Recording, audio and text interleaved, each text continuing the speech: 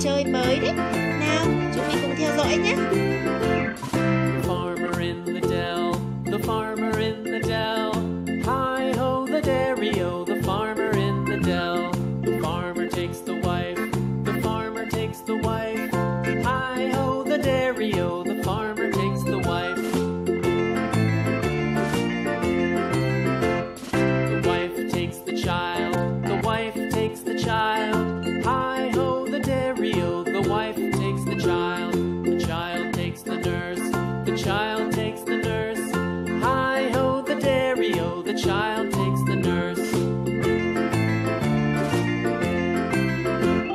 The nurse takes the cow, the nurse takes the cow.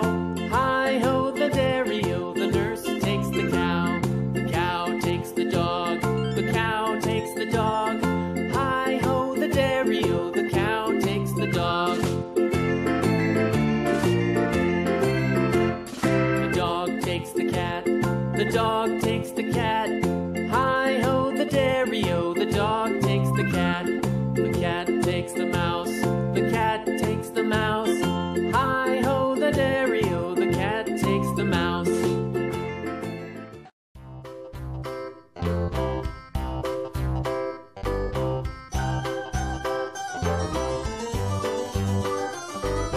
This old man, he played one. He played knick-knack on my thumb with a knick-knack, paddywhack, give a dog a bone. This old man came rolling home.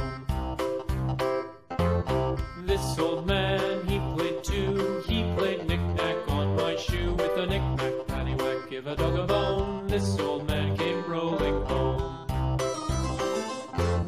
This old man, he played three. He played knick-knack on my knee with a knick-knack, paddywhack, give a dog a bone. This old man came rolling home.